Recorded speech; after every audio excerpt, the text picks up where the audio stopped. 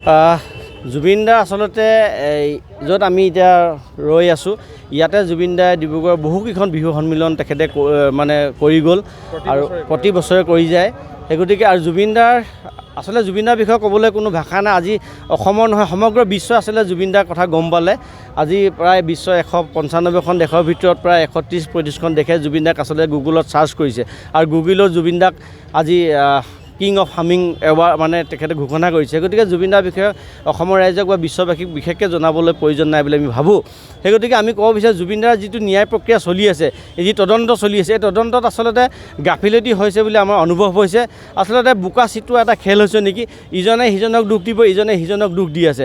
সেই গতিকে মুখ্যমন্ত্ৰী ডাঙৰীয়াক আমি অনুৰোধ জনাইছোঁ, ভাৰত চৰকাৰক অনুৰোধ জনাইছোঁ, ছিংগাপুৰত যি ঘটনা হ'ল তেখেতসকলৰ ছিংগাপুৰত যি মেডিকেলৰ যি ৰিপৰ্ট আচলতে তেখেতসকলে কৰিছিল, ৰিপৰ্টটো ৰাজহুৱা কৰিব লাগে। আৰু মুখ্যমন্ত্ৰী ডাঙৰীয়াই ৰাজনীতি কৰিছে বুলি আমি ভাবোঁ। যিহেতু জুবিন দাৰ হিয়াৰ আমঠু আছিল, মুখ্যমন্ত্ৰী ডাঙৰীয়াই কৈ আছে যে আজি তেখেতৰ যি মৰণোত্তৰ পৰীক্ষা আহিব, এই পৰীক্ষা ছিংগাপুৰৰ যি ৰিজাল্ট আহিব, ৰিজাল্টটো ৰাজহুৱা নকৰি তেখেতে কোৰ্টত দিব, কোৰ্টত কোনোবাই এপ্লাই কৰি চাব পাৰিব। এইবিলাক সস্তীয়া ৰাজনীতি আচলতে আমি জুবিন দাক লৈ কৰাটো বিচৰা নাই। জুবিন দাৰ কি হৈছিল আচলতে, সেই গতিকে প্ৰকৃত অৰ্থত কি হৈছিলে কি নহৈছিলে এই কথাটো আচলতে ৰাজহুৱা কৰাটো এজন মুখ্যমন্ত্ৰীৰ দায়িত্ব বুলি আমি অনুভৱ কৰোঁ। যদি মুখ্যমন্ত্ৰী গাড়ীখনত বহি তেখেতে ৰাজহুৱা কৰিব নোৱাৰে, তেতিয়াহ'লে কোৰ্টত দিব, মেজিষ্ট্ৰেটৰ পৰা আমি গৈ কিনে এপ্লাই কৰি কিনে ল'ব লাগিব, চাব লাগিব। এইবিলাক মানে ৰাজনীতি নহয় কি বুলি ক'ব লাগিব। অসমৰ ৰাইজ মূৰ্খ নহয় আচলতে, দল সংগঠন আমি মূৰ্খ নহয় যে মুখ্যমন্ত্ৰী আসনত বহি কথা এটা কৈ দিব আমি মানি ল'ম। সেই গতিকে জুবিন দাৰ যি প্ৰকৃত ন্যায় হ'ব লাগিব আৰু তেখেতৰ যি মৰণোত্তৰ যি পৰীক্ষা আছে, সেই পৰীক্ষাত কি আচলতে তদন্তত ওলালে, এই তদন্ত ৰাজহুৱা কৰিবৰ কাৰণে আমি জাতীয় জনগোষ্ঠী ঐক্য মঞ্চ আৰু ডিব্ৰুগড়বাসী ৰাইজে এই চকিডিং ফিল্ডৰ এই মাছ মজিয়াৰ পৰা আমি আচলতে আহ্বান জনাইছোঁ আৰু আমি দাবী জনাইছোঁ।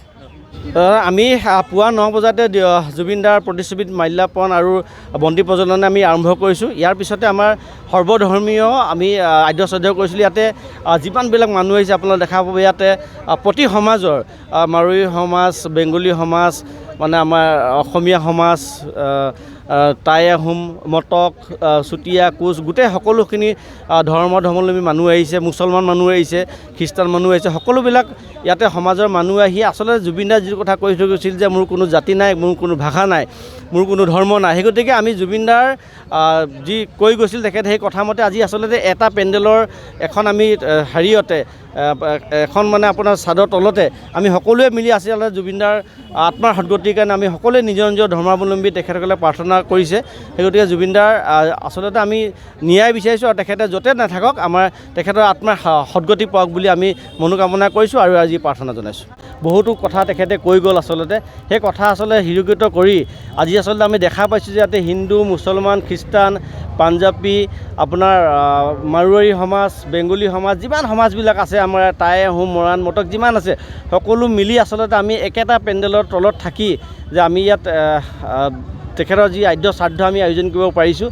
সেই গতিকে জুবিন দাৰ যে পবিত্ৰ আত্মা আছিল আচলতে তেখেতৰ জীয়াই থকা অৱস্থাত আমি তেখেতৰ যিখিনি কথা আমি বুজি নাপালোঁ বা আমি উপলব্ধি কৰিব নোৱাৰিলোঁ, কিন্তু তেখেতৰ মৃত্যুৰ পাছত আচলতে অসমৰ প্ৰতিজন ব্যক্তিয়ে আজি আচলতে মানৱ সমাজ বুলি ক'লেও আপোনালোকে সকলোৱে দেখিছে যে আজি পশু পক্ষীৰ পৰা আদি কৰি সকলোৱে আচলতে জুবিন দাৰ যি এই মৃত্যুত দুখ প্ৰকাশ কৰিছে। সেই গতিকে আমি এই মহান এজন আত্মাক আচলতে ভগৱানত পৰিণত হৈছে। সেই গতিকে তেখেতৰ এই ৰাজহুৱা আদ্য শ্ৰাদ্ধ অনুষ্ঠিত কৰিব পাৰে আমিও সৌভাগ্যৱান হিচাপে ভাবিছোঁ আৰু ডিব্ৰুগড়বাসী ৰাইজেও সৌভাগ্যৱান বুলি ভাবিছোঁ। যিসকল মানুহ ইয়াত আহি কিনে তেখেতৰ আত্মাৰ সদ্গতিৰ কাৰণে, তেখেতৰ আচলতে জাষ্টিছৰ কাৰণে, ন্যায়ৰ কাৰণে আমি ইয়াতে ৰাজহুৱা প্ৰাৰ্থনা কৰিছোঁ আৰু অসম চৰকাৰক আমি দাবী জনাইছোঁ আৰু ভাৰত চৰকাৰক আমি দাবী জনাইছোঁ। ছিংগাপুৰত যি ঘটনা হৈছিল, এই ঘটনা আচলতে ভাৰত ৰাষ্ট্ৰ ছিংগাপুৰ ৰাষ্ট্ৰৰ লগত কথা পাতি আচলতে জুবিন দাৰ প্ৰকৃত ন্যায় আচলতে দিয়াৰ ব্যৱস্থা কৰিব লাগিব। অন্যথা কিন্তু অসমৰ যিটো প্ৰতিজন ব্যক্তিৰ অন্তৰে হিৰে হিৰে আচলতে জুবিন দাৰ গান, জুবিন দাৰ মহানুভৱতাখিনি সোমাই আছে। সেই গতিকে যদি তেখেতসকলে জুবিন দাৰ প্ৰকৃত ন্যায় যদি দিব নোৱাৰে, তেতিয়াহ'লে কিন্তু অসম জ্বলিব। সেই গতিকে আমি ভাবোঁ মুখ্যমন্ত্ৰী ডাঙৰীয়াক আমি অনুৰোধ জনাইছোঁ যাতে জুবিন দাৰ প্ৰকৃত ন্যায়টো আচলতে অসমৰ জনসাধাৰণৰ আগত দাঙি ধৰিব লাগে আৰু ইয়াত কোনো পলিটিক্স কৰিব নালাগে। সেই গতিকে জুবিন দাৰ গানৰ ভাষাৰে কৈ থৈ গৈছিল যে পলিটিক্স নকৰিবা বন্ধু।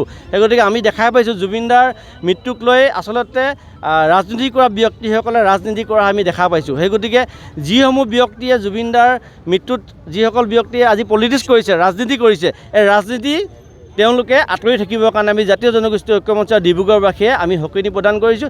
অন্যথা কিন্তু জুবিন দাৰ যেতিয়ালৈকে ন্যায় নহ'ব আমি সদায় কৈ থাকিম যে জুবিন দাই আমাক প্ৰকৃত ন্যায় লাগিব আৰু যেতিয়ালৈকে ন্যায় নহ'ব আমি কিন্তু সমগ্ৰ অসমবাসী ৰাইজে ইয়াৰ প্ৰতি প্ৰতিবাদ চলি থাকিব, অসমত প্ৰতিবাদ হৈ থাকিব।